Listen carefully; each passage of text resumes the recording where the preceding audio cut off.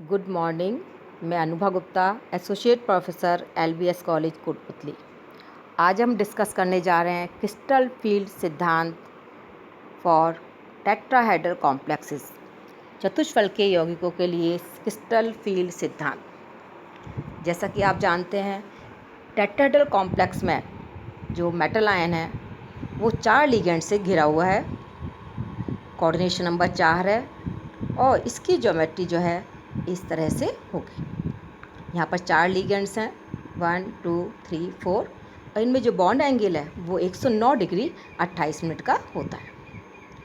यदि इन लिगेंड्स के सेंटर को यदि हम जोड़ते हैं, यदि हम इन लिगेंड्स के केंद्र को आपस में जोड़ेंगे तो मेटल के चारों तरफ एक टेट्राहेड्रल संरचना बन जाती है। यदि हम इसको क्यूब में बनाएं, क्योंकि हमें CFT के अंदर d ऑर्बिटल्स का विभाजन होता है, उनकी स्प्लिटिंग होती है, तो हमें उनका ओरिएंटेशन देखना होता है।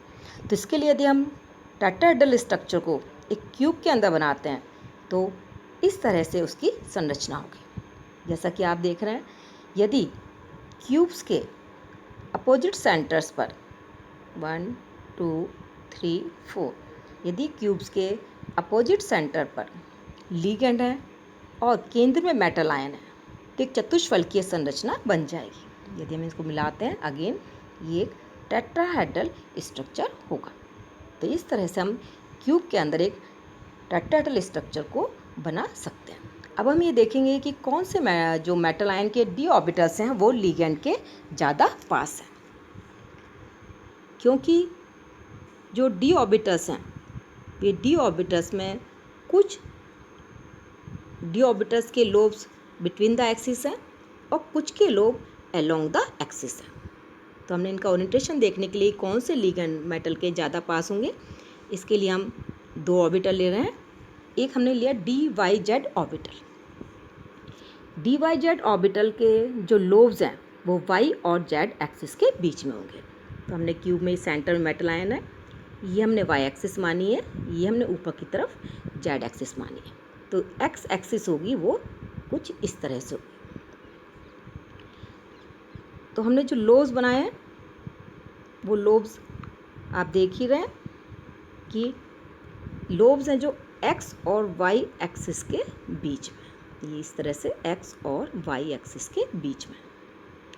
यदि लिगेंड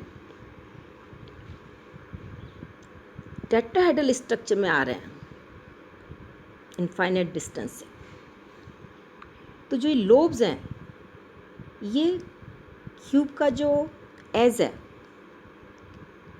इसके सेंटर की तरफ डायरेक्टेड है। जो ये लोब होगा वो इस तरह से और क्यूब के सेंटर की तरफ डायरेक्टेड होगा। तो जो डिस्टेंस होगा वो डिस्टेंस होगा यहाँ से यहाँ तक का। यदि मान लीजिए ये डिस्टेंस क्यूब की A है तो ये जो डिस्टेंस होगा वो A/2 हो जाएगा। अब इसी तरह से X, Y और ZX ऑर्बिटल्स के लोब भी बिटवीन द एक्सिस होंगे और इसी तरह से वो एजिस के सेंटर की तरफ डायरेक्टेड होंगे। हमने नेक्स्ट ऑर्बिटल लिया है हमने DZ²। DZ² जो है उसमें एक रिंग होती है और Z एक्सिस पर होता है एक डंबल, इस तरह की उसकी शेप है, Z एक्सिस अपनी ये वाली। अब आप देखिए कि जो D ऑर्बिटल है इसका लोब जो है क्यूब का जो फेस है, फलक है, उसके सेंटर की तरफ डायरेक्टेड है। क्यूब का जो फेस है उसके केंद्र की तरफ डायरेक्टेड है। तो जो डिस्टेंस है लिगेंड से, जो डिस्टेंस होगा, यदि लिगेंड टेट्राहेड्रल स्ट्रक्चर में आ रहे हैं तो डिस्टेंस ये होगा। इन दोनों डायग्राम में आप देख सकते हैं कि कौन से लिगेंड्स जो हैं, लिगेंड के कौन से मेटल आयन ऑर्बिटल्स हैं वो लिगेंड के ज़्यादा पास होंगे। यहाँ पर है ये डिस्टेंस, इसमें और लिगेंड में डिस्टेंस है ये। तो कौन से ऑर्बिटल लिगेंड के ज़्यादा पास होंगे? वे ऑर्बिटल जिनके लोब्स बिटवीन द एक्सिस है। तो DYZ ऑर्बिटल जो है Z² की तुलना में लिगेंड के ज़्यादा पास होगा। इसका मतलब ये ऑर्बिटल जो हैं DYZ, DZX और DXY लिगेंड के कारण ज़्यादा प्रतिकर्षित होंगे, जबकि D X square Y square और डी जेड स्क्वायर कम प्रतिकर्षित होंगे। इसीलिए टेट्राहेड्रल फील्ड के अंदर जो मेटल आयन के ऑर्बिटल्स हैं वो दो ग्रुप में डिवाइड हो जाएंगे। एक कम एनर्जी के e orbital d Z square x square Y square और 3 orbital d x y Z और डी जेड एक्स। तो जो ऑर्बिटल्स हैं वो दो ग्रुप में डिवाइड हो जाएंगे, T2 और E। टी का मतलब है ट्रिपली डीजेनरेट ऑर्बिटल्स, 3 ऑर्बिटल जिनकी एनर्जी बिल्कुल बराबर है। E का मतलब है डबली डीजेनरेट ऑर्बिटल्स, 2 ऑर्बिटल जिनकी एनर्जी बराबर है। यहाँ 2 ऑर्बिटल हैं D Z square x square Y square और 3 लोब जो एक साथ है जिनकी एनर्जी बिल्कुल बराबर है वो हैं D x Y D Y Z और डी जेड एक्स। यहाँ पर हमने जो सिंबल लिखे हैं उनके नीचे हमने जी नहीं लिखा है पदांक, क्योंकि टेट्राहेड्रल कॉम्प्लेक्सेस में सेंटर ऑफ सिमेट्री नहीं होती। यदि सेंटर ऑफ सिमेट्री नहीं है तो हम मेटल आयन के ऑर्बिटल्स की सिमेट्री भी नहीं देखेंगे। तो अब इसको हमने डायग्राम लिया हमने इसमें कि जब मेटल आयन फ्री है उसके पास 5 डी ऑर्बिटल्स हैं और पांचों डी ऑर्बिटल्स की एनर्जी बिल्कुल बराबर है। ये ऑर्बिटल्स डीजेनरेट ऑर्बिटल्स हैं। यदि स्फेरिकल फील्ड होती, जो कि हाइपोथेटिकल है, इमेजिनरी है, यदि स्फेरिकल फील्ड होगी तो सारे डी ऑर्बिटल्स जो हैं लिगेंड से बराबर प्रतिकर्षित होंगे, उनकी सबकी एनर्जी बढ़ेगी, लेकिन तब भी वे डीजेनरेट ऑर्बिटल्स रहेंगे। लेकिन यदि फील्ड टेट्राहेड्रल फील्ड है तो टेट्राहेड्रल फील्ड में जो है ई ऑर्बिटल जो हैं ई ऑर्बिटल जो हैं लिगेंड से T2 की तुलना में ज़्यादा दूर हैं, तो इसलिए ई की एनर्जी जो होगी वो कम होगी और T2 की एनर्जी ज़्यादा होगी। T2 और ई में जो एनर्जी डिफरेंस है, जो T2 की एनर्जी और ई की एनर्जी में जो अंतर, उससे हम कहते हैं क्रिस्टल फील्ड स्प्लिटिंग एनर्जी, जिसे हमने डेल्टा T से शो किया है। टी बता रहा है कि ये टेट्राहेड्रल के लिए क्रिस्टल फील्ड स्प्लिटिंग एनर्जी है। ई ऑर्बिटल्स की एनर्जी इस एवरेज एनर्जी से 0.6 डेल्टा घट जाएगी और T2 की एनर्जी इस सेंटर से जो होगी 0.4 डेल्टा बढ़ जाएगी। लेकिन टोटल एनर्जी चेंज जो है 0 रहता है, जितनी एनर्जी घटेगी उतनी ही एनर्जी बढ़ेगी। इस पॉइंट को हम बैरी सेंटर भी कहते हैं। यदि ये 0 एनर्जी यहाँ पर, तो इन ऑर्बिटल्स की घटेगी 0.6 डेल्टा और T2 की बढ़ेगी 0.4 डेल्टा। तो इस तरह से जो है टेट्राहेड्रल फील्ड में डी ऑर्बिटल्स का विभाजन हो जाता है। इसके लिए स्प्लिटिंग के लिए डायग्राम। अब हम देखेंगे कि टेट्राहेड्रल और ऑक्टाहेड्रल में की स्प्लिटिंग एनर्जी में क्या कंपैरिजन देखेंगे, क्या अंतर है। टेट्राहेड्रल के लिए स्प्लिटिंग एनर्जी का मान ऑक्टाहेड्रल की तुलना में लगभग आधा है, 4/9 है। इसके 2 रीज़न है।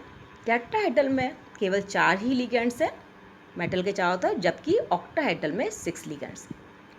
तो जो टेट्राहेड्रल में रिपल्शन कम होगा, स्प्लिटिंग एनर्जी का मान कम होगा। सेकंड है कि टेट्राहेड्रल में जो मेटल आयन के ऑर्बिटल्स है वो कोई भी ऑर्बिटल लिगेंड की एकदम सीधे नहीं है, डायरेक्टली लिगेंड की तरफ नहीं है, जबकि ऑक्टाहेड्रल में जो है जो एक्सिस वाले लिगेंड हैं वो सीधे लिगेंड की दिशा में है, इसलिए ऑक्टाहेड्रल में जो है रिपल्शन ज़्यादा होगा। हमने यहाँ कंपेयर किया है टेट्राहेड्रल और ऑक्टाहेड्रल के लिए कि स्प्लिटिंग जो है ऑक्टाहेड्रल में टेट्राहेड्रल की रिवर्स है।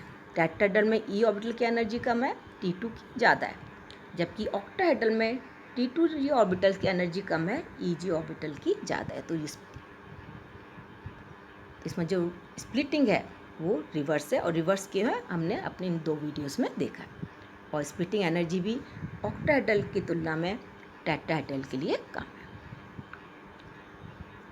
नेक्स्ट पॉइंट हम ले रहे हैं कि जब डी ऑर्बिटल्स का विभाजन हो जाएगा तो इलेक्ट्रॉन का डिस्ट्रीब्यूशन किस तरह से होगा। हमने लास्ट वीडियो में देखा था कि ऑक्टाहेड्रल के अंदर कॉम्प्लेक्सेस 2 तरह के हो सकते हैं, हाई स्पिन और लो स्पिन। और वो डिपेंड करता है स्प्लिटिंग एनर्जी और पेयरिंग एनर्जी के अंतर पर। टेट्राहेड्रल के लिए क्योंकि स्प्लिटिंग एनर्जी का मान हमेशा ही ऑक्टाहेड्रल की तुलना में आधा है, फलतः क्या होगा कि इलेक्ट्रॉन पेयरिंग की संभावना नगण्य होती है।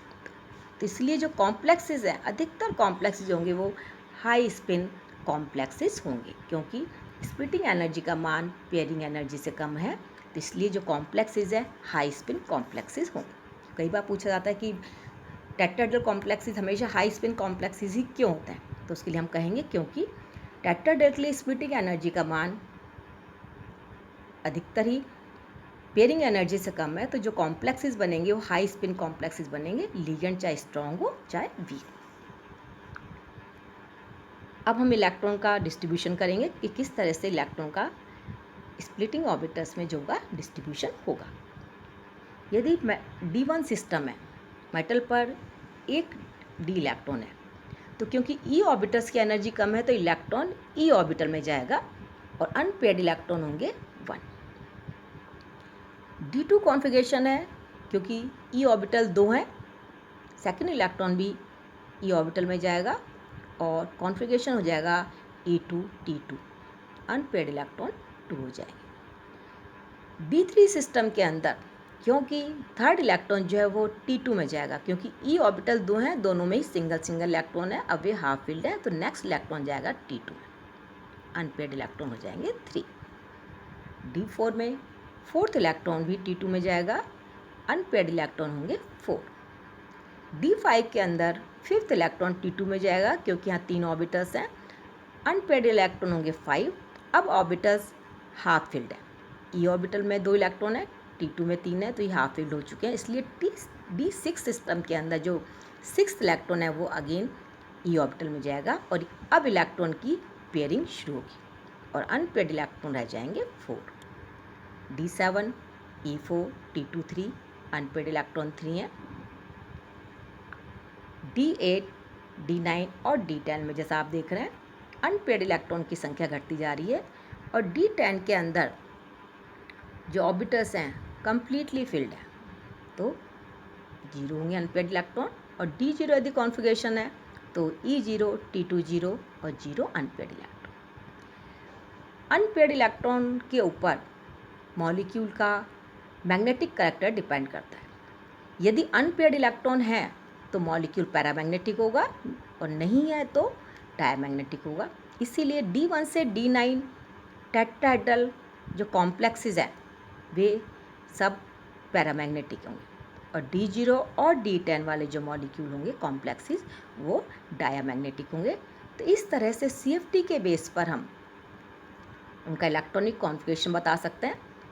और जब इन विभाजित कक्षों में इलेक्ट्रॉन्स भरते हैं तो कुछ ऊर्जा निकलेगी, जिसे हम कहते हैं क्रिस्टल फील्ड स्टेबलाइजेशन एनर्जी, जिसे हम अपने नेक्स्ट वीडियो में कंसीडर करेंगे।